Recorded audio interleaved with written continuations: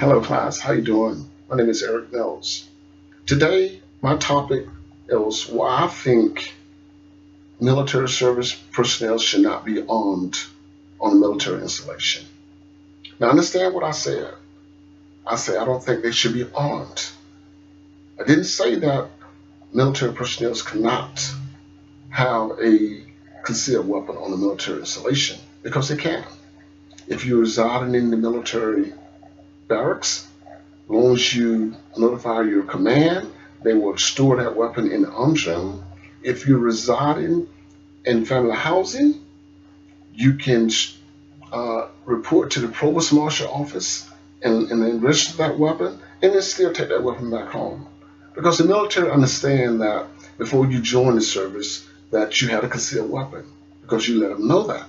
Now, the activities on base, the rod and gun clubs, the shooting galleries they may have on military installations, some of them have them, that you can go out on the weekend and continue to work on your weapon, fire your weapon. They have that for you.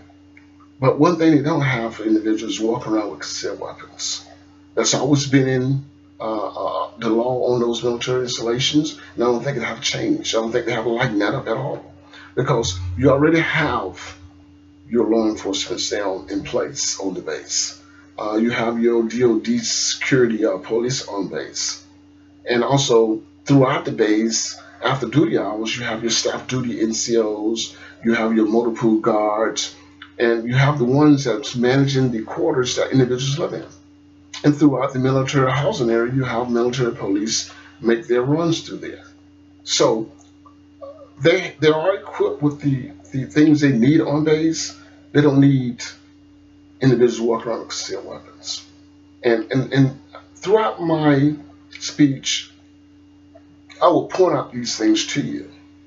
And the first point that comes naturally, and I think about it all the time, is you have young soldiers coming into the military today.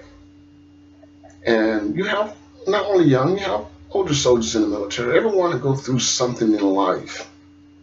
And I wouldn't be safe knowing that some of these individuals are walking around on the military installation and have a concealed weapon on them. And I don't think you would feel safe either if you know some of the things they go through in life. But that's one thing that I would definitely keep in my mind all the time. If I'm on that military base, I don't everybody walk around with a weapon.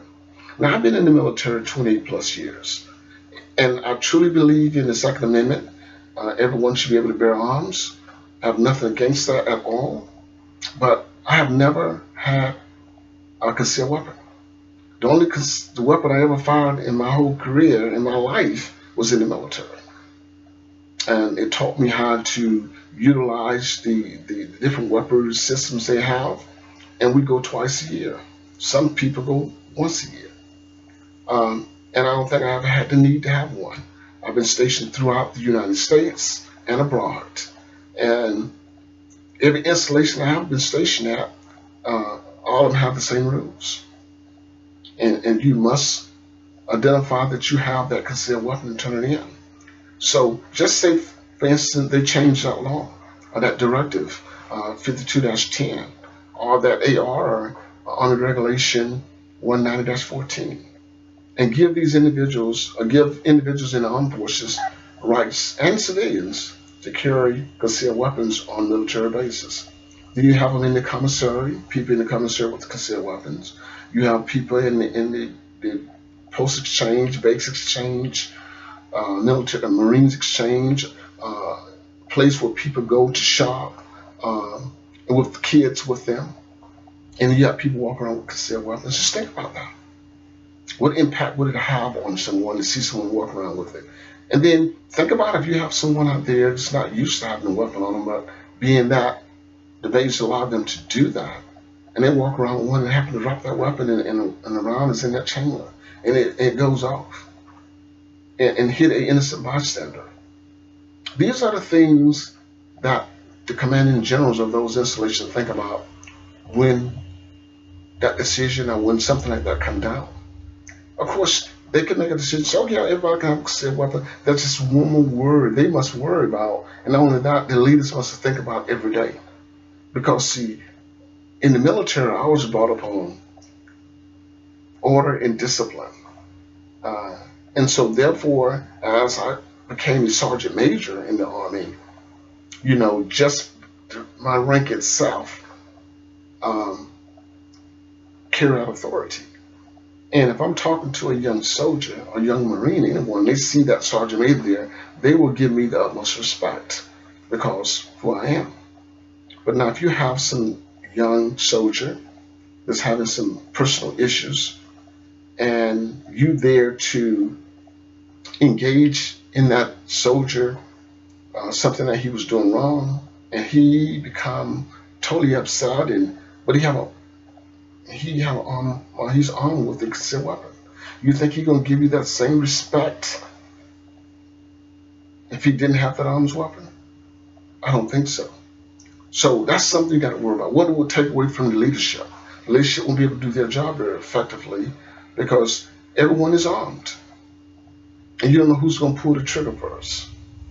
So I think everybody should step back, understand that yes, we had two isolated incidents on this installation at Fort Hood, Texas.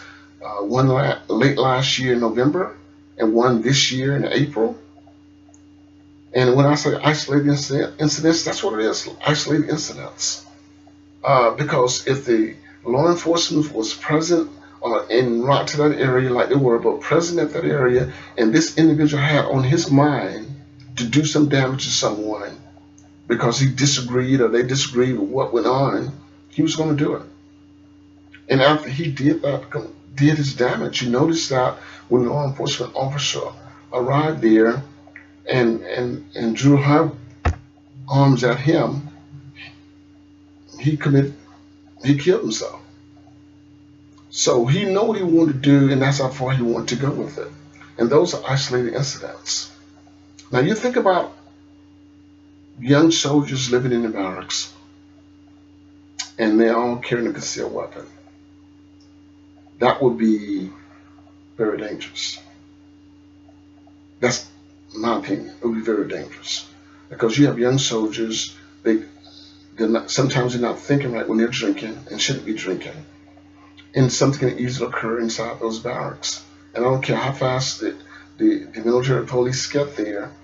If the soldiers or the individuals have those weapons on them at that time, something's going to happen.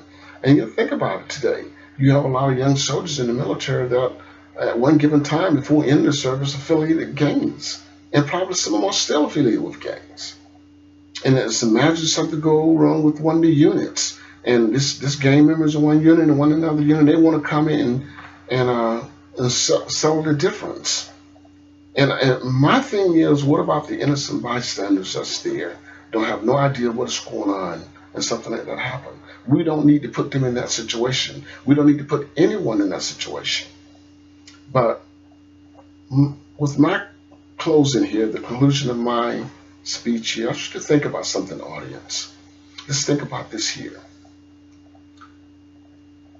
You have 40,000+ soldiers on the largest installation in the United States. And imagine each one of them had their concealed weapons that day, and they was walking around. I still don't think they would have deterred that individual from doing what he wanted to do. Because if you look at it, he was there to also take his life too as well. He was upset, and whatever he did, he knew he had to face the consequences. So he was willing to take his life as well. So I don't think they would have been able to deter him from doing what he was doing. But if you think about everyone with a concealed weapon in that incident took place, imagine what would have happened. I think the law officer that showed up on the spot at that location and everybody with a concealed weapon, they wouldn't know who the assailant were because everybody would have been shooting. Luckily, we didn't have that happen. And it was a sad day that day. Because I go back, that was my first assignment, Fort Hood, Texas. And I still have memories of that location. And I never had to have a gun there. We never did have these incidents at that time. Because discipline was in place. and discipline will be in place again. But we must be smart about it, that if you allow installations to arm themselves on these bases, you're looking for a big problem. And that we don't need. We need soldiers to go to work, serve their country, go home to their family without the fear of someone out there that's carrying that weapon for the wrong reasons and looking for problems, looking for trouble, because you have given them that right to do that by allowing them to come on the installation with that concealed weapon. So with that said, I want to thank my professor for being so lenient with me on my assignments. I know I was late on a couple of them. I want to thank classmates that was engaged during the discussions we had. And I want to tell each and every one of you all, be safe.